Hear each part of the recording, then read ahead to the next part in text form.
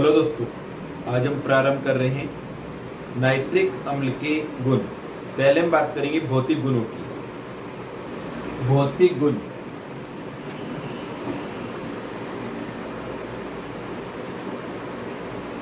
Number 1, यह रंगहीन तीक्ष्ण गंध वाला द्रव है।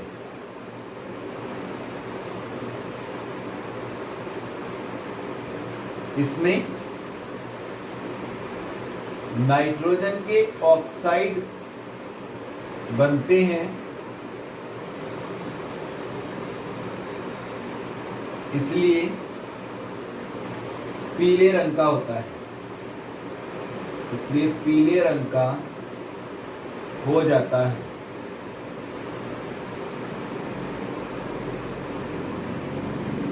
दूसरा, यह जल में अत्यधिक विलेय है।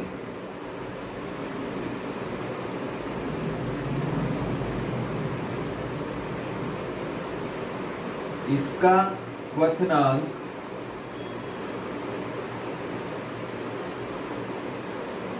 355.6 केल्विन तथा हिमांक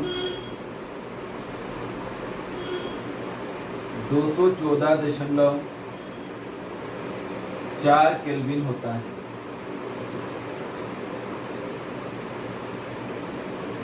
दो सौ 31.4। नंबर 4, यह एक संक्षारक द्रव है।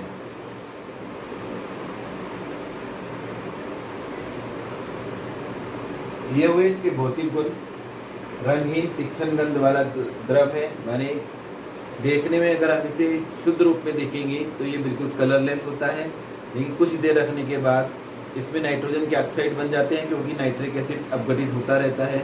तो NO2, N2O5 आदि इसमें हमारे ऑक्साइड घुल जाते हैं, जो पीले रंग का इसे कर देते हैं। जल में अत्यधिक विलेय है। इसका क्वथनांक 355.6 केल्विन और हिमांक 231.4 है। एक संक्षारक द्रव है। अब बात करते हैं रासायनिक गुण की।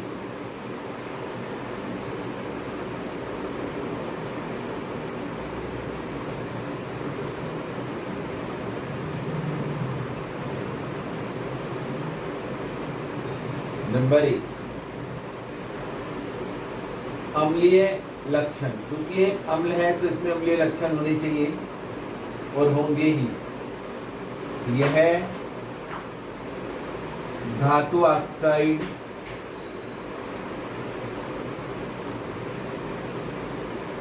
हाइड्रोक्साइड, कार्बोनेट व बाइकार्बोनेट के साथ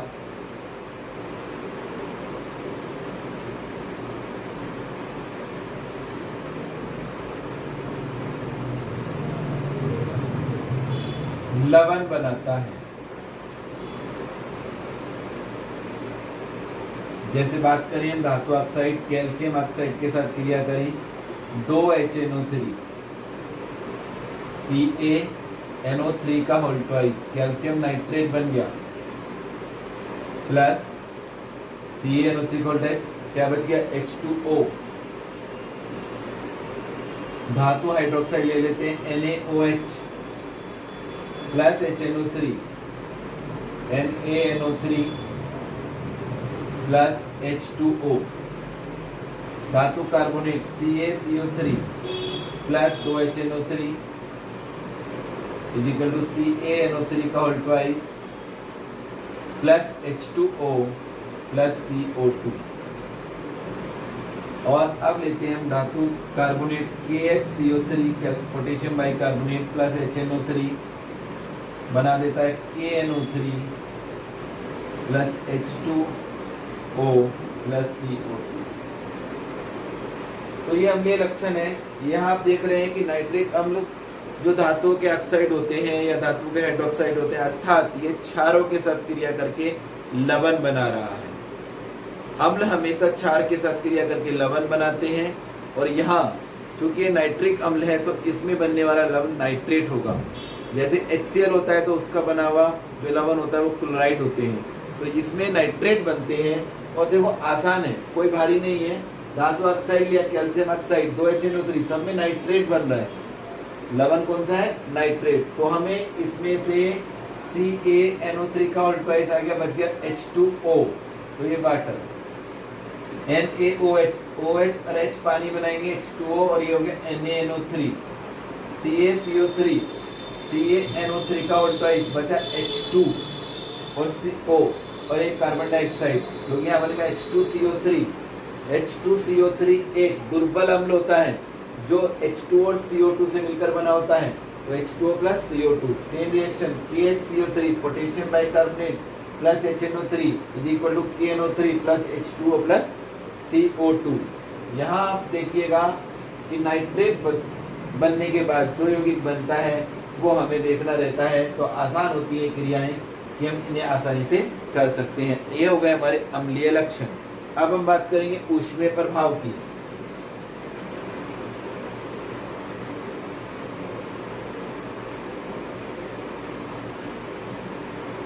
ऊष्मीय प्रभाव, सनलाइट में ही गर्म हो जाता है और यह अपघटित हो जाता है। क्या हो जाता है? अपघटित। क्या बनाता है अपघटित होकर? देखें रिएक्शन, 4HNO3 तो 4NO2 बनेगा, ठीक है, प्लस 4 हाइड्रोजन है तो 2 पानी बन जाएंगे, प्लस 2 पानी।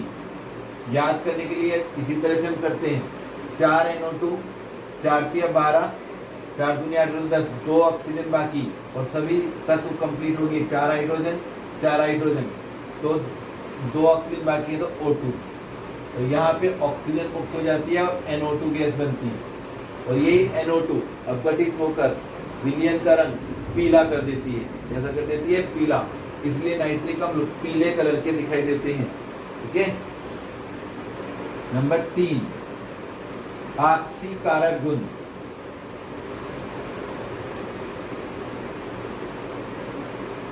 ये इसके मेन गुण है।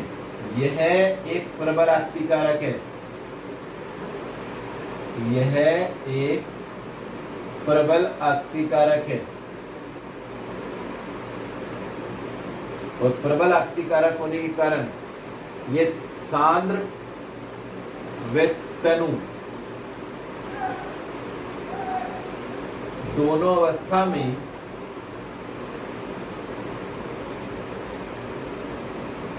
ऑक्सीकारक का कार्य करता है।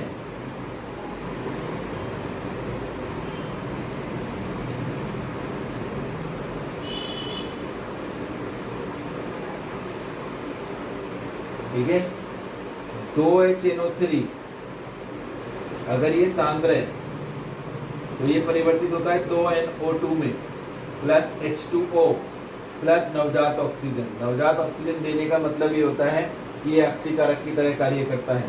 और अगर ये तनु अवस्था में है तब हमें बनेगा 2NO, ठीक है, H2O और प्लस 3 नवजात। तो ये हमारी परिकल्पित समीकरण है जिससे किसी यौगिक का पता लगता है। जब किसी अभिक्रिया में या किसी यौगिक की क्रिया में नवजात ऑक्सीजन निकलती है तो वह यौगिक क्या कहलाता है? हमारा ऑक्सीकारक की तरह कार्य करता है। अब ये किस प्रकार से ऑक्सीकारक की तरह कार्य करेगा वो हम देखते हैं। पहली क्रियाएं, इन रिएक्शंस को हमें ध्यान रखनी है। तनु और सांद्र की उपस्थिति में मुख्य रूप से जो नाइट्रिक अम्ल होता है या तो NO2 में परिवर्तित होगा या NO में, ठीक है। अब देखिए, पहली क्रिया हम ऑक्सीकारक गुण में करने जा रहे हैं, अधातुओं का ऑक्सीकरण। अधातुओं का ऑक्सीकरण।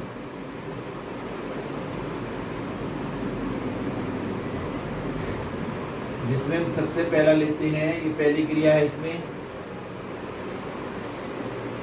नंबर 1 ए पार्ट, कार्बन का CO2 में ऑक्सीकरण। अब मैं आपको बता रहा हूं कैसे रिएक्शन करनी है। इस रिएक्शन को हम डायरेक्ट भी लिख सकते हैं, लेकिन हमें ऐसे नहीं लिखना है।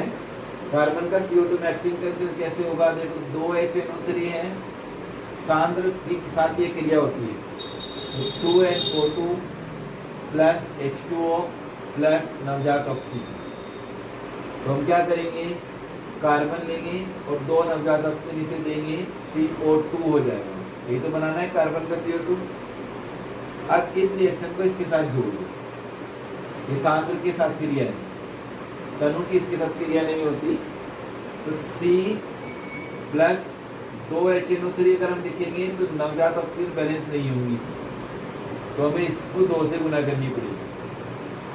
तो ये 2HNO3 है, तो 2 दूनी 4 हो जाएगा, यहाँ equal 4NO2 plus CO2 plus 2H2।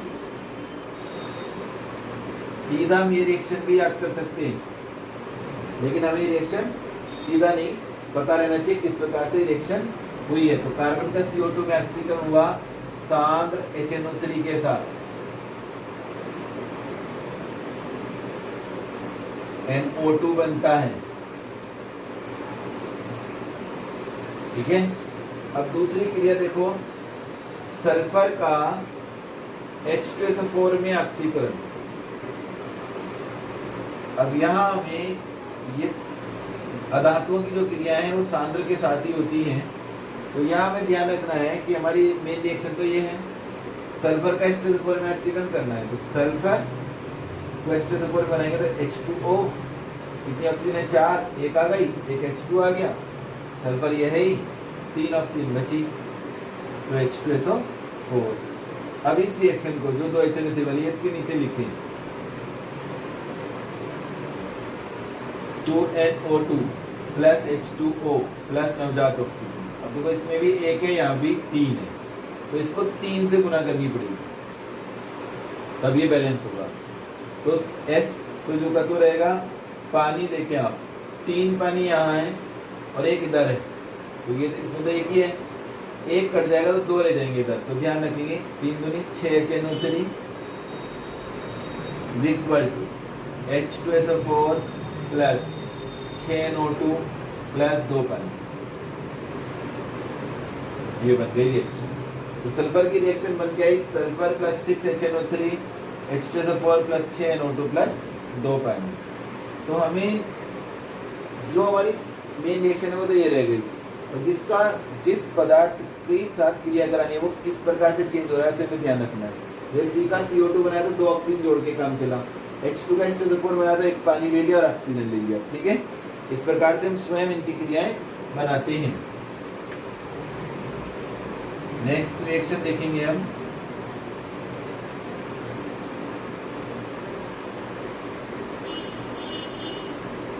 Phosphorus का फास्फोरिक अम्ल में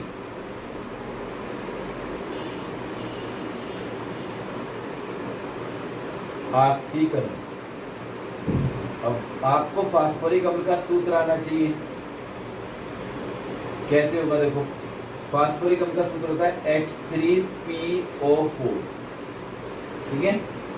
3 हाइड्रोजन लाना मुश्किल हो जाएगा, तो हम क्या करेंगे, 2 H3PO4 कर लेते हैं, तो 6 हाइड्रोजन हम कैसे ला सकते हैं, पानी से, 3 H2O प्लस फास्फोरस हमने लगा दिया, 2 फास्फोरस होंगे तो 2 लगा दिए। अब देखो हमें ऑक्सीजन चाहिए 2 चौक 8 और यहाँ कितने हैं 3, तो 5 ऑक्सीजन यहाँ लगा, ठीक है। अब चलते हैं हम अपनी रिएक्शन पे, 2HNO3 2NO2 plus H2O plus नवजात ऑक्सीजन, ये 1 है और ये 5, तो इसकी गुना किसके साथ करेंगे, 5 के। अब देखो इधर का इधर जोड़ देना है और उधर का उधर, 2P प्लस 3 पानी यहाँ है और हम 5 पानी यहाँ रखेंगे, तो 5 में से 3 जलेंगे, 2 रह जाएंगे, तो इसको लिखने की जरूरत नहीं है। 2P plus 10 HNO3 is equal, ठीक है, देखते रहे, ये आ जाएगा हमारा 2H3PO4 प्लस 10 NO2 और 2 पानी। इसमें हम देख रहे हैं इस क्रिया में ये 2, ये 10, ये 2, ये 10, 2 सब सम संख्याएं हैं। तो हम इसे ऐसे भी लिख सकते हैं, 2 से भाग कर दो, P plus 5HNO3 H3PO4 plus 5NO2 plus H2, ये क्रिया। ठीक है, ये सभी क्रिया में अगर हम देखते हैं कि जो स्टोइकोमेट्रिक नियतांक है, ये गुणांक है, स्टोइकोमेट्रिक गुणांक कहते हैं जो अणुओं की संख्या को प्रदर्शित करते हैं। तो स्टोइकोमेट्रिक गुणांक अगर आ रहे हैं और वे सम संख्याएं हैं तो उसे विषम में बदलने के लिए उसका सरलीकरण करते हैं, 2 से भाग कर लेते हैं। तो P plus 5HNO3 H3PO4 plus 5NO2 plus H2O। अब रिएक्शन हम देखते हैं इसी में, फास्फोरस के बाद आयोडीन का आयोडिक अम्ल में ऑक्सीकरण।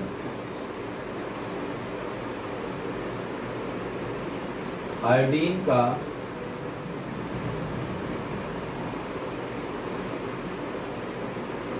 आयोडिक अम्ल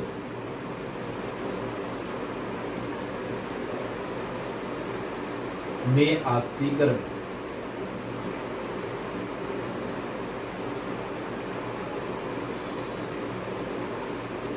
तो आयोडिक अम्ल का सूत्र होता है HiO3। फिर एक H की दिक्कत पड़ेगी तो हम 2H बनाएंगे, क्योंकि पानी लेना है ना।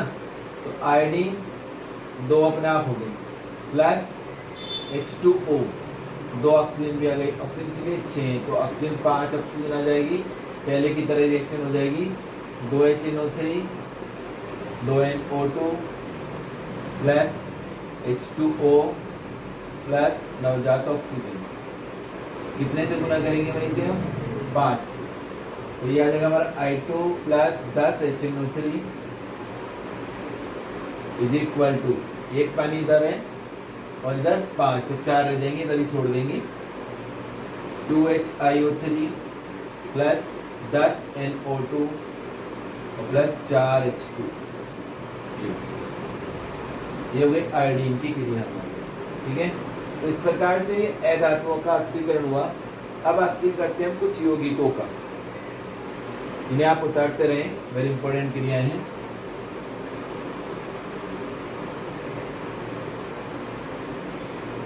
यौगिकों का ऑक्सीकरण, ऐसी हमारी 3 क्रियाएं हैं, वो भी हम समझ लें।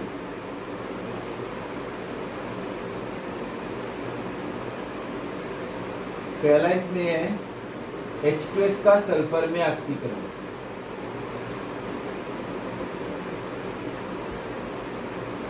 ये हमारी तंग अवस्था से क्रिया होगी, इनमें NO बनेगा। अभी तक हम NO2 बना रहे थे, इनमें बनेगी NO। ठीक है,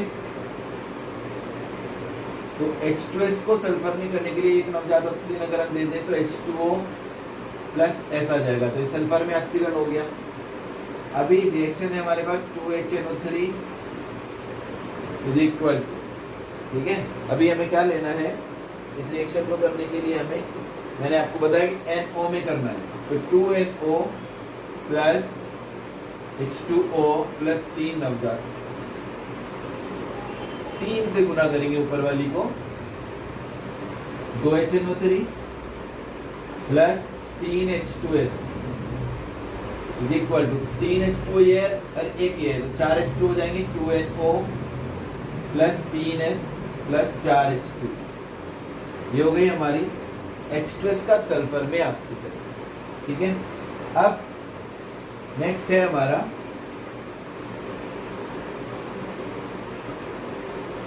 फेरस सल्फेट का फेरिक सल्फेट में ऑक्सीकरण।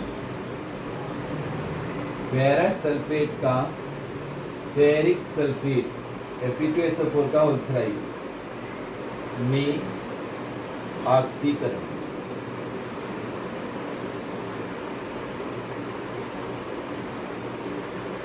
तो फेरस सल्फेट हो गया, Fe2 बनाना है तो 2 FeSO4 लेंगे,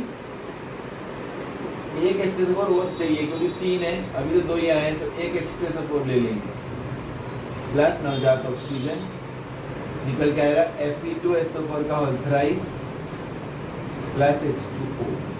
तो नीचे वही reaction 2HNO3 2NO plus H2O plus 3 नवजात। ठीक है। 3 के गुना ऊपर करेंगे, 6FeSO4 प्लस H2 से 4 हो जाएंगे 3 plus 2HNO3 is equal to 3Fe2SO4 का होल थ्राइस प्लस 3 पानी है और 1 ये 4 पानी प्लस 2NO, ये हो गया। तो फेरस सल्फेट का नाइट्रिक अम्ल से फेरिक सल्फेट में ऑक्सीकरण हो गया। ये रिएक्शन हमारी तनु HNO3 के साथ है। नेक्स्ट इसी में एक और देख लेते हैं, Ki का I2 में ऑक्सीकरण।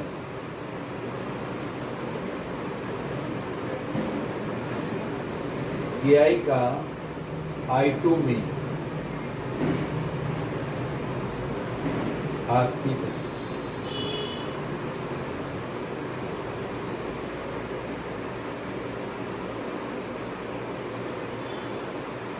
दो HNO3 2NO plus H2O plus 3 अवजात। इसमें जो Ki वाले में रिएक्शन रहती है, थोड़ा सा आपको ध्यान रखना है। Ki प्लस पहले इसमें पानी डाला जाएगा और ये बनने वाला है 2KOH प्लस I2। तो ऑक्सीजन आ गई 2, तो यहाँ एक नवजात ऑक्सीजन आ गई, ठीक है। और ये KOH HNO3 से क्रिया करके चेंज हो जाता है KNO3 प्लस H2O। तो ये इस प्रकार से रिएक्शन रहती है। इसमें जो KOH है हमारा, ये हमारा कट जाएगा, क्योंकि तो इस रिएक्शन को हम 2 से गुना करेंगे। कितने से कर लेंगे? 2 से। तो ये हमारी बैलेंस हो जाएगी, 2 KOH इससे कट जाएगा, HNO3 हमारे दुगने हो जाएंगे। तो ये यहाँ तो हम करेंगे 2 से गुना, और ये ऑक्सीजन बैलेंस करने के लिए, ठीक है। इस रिएक्शन में हम करने वाले हैं किससे गुना? 3 से। किससे गुना करेंगे? 3 से। तो जब हम इसकी 3 दूनी 6 KOH करेंगे, तो हमारे ये भी कितने हो जाने चाहिए? 6 KOH हो जाने चाहिए। कितने? 6। तो इसे हम 6 से गुना करेंगे, जिससे हमारे KOH कट जाए, ठीक है भाई। अब देखो 2 Ki का जब हो जाएगा 6 Ki प्लस HNO3 2 ये हैं और HNO3 यहाँ है 6 और 2 8 HNO3। ये थोड़ा सा आपको इस वाली रिएक्शन में ध्यान रखना है। बाकी 2NO ये बनेगा ही, और KNO3 6 KNO3 यहाँ है, तो 6 KNO3। KOH हमारे कट जाएंगे, 6 KOH यहाँ 6 आ रहेंगे, तो कट जाएंगे आपस में 3 I2। और वाटर देखो 3 वाटर यहाँ है और 6 यहाँ, तो कट जाएंगे, 3 रह जाएंगे प्लस 3H। आप इस समीकरण को डायरेक्ट ये भी लिख सकते हैं। तो इस प्रकार से हमने जो देखी, ये सारी क्रियाएं हमारी, धातुओं का ऑक्सीकरण हमने देख लिया, यौगिकों का ऑक्सीकरण देख लिया। इसके बाद हम अब देखेंगे धातुओं के साथ क्रिया। इसके साथ धातुओं के साथ क्रिया। आज हम इतना ही रखेंगे। घर पर रहिए, सुरक्षित रहिए, इतना याद कीजिए। कल धातु की क्रिया करके नाइट्रिक हम अपना कंप्लीट कर देंगे, क्योंकि ज़्यादा रिएक्शन आपको याद करने में परेशानी हो जाएगी। अगर इसमें कुछ रिएक्शन आपको याद करने में परेशानी हो रही है, तो आप हमें ज़रूर बताएं। कोई ना कोई सोल्यूशन हम आपको बताएंगे, जिससे आसानी से क्रिया आपको याद हो जाएंगे। घर पर रहिए, सुरक्षित रहिए। Thank you.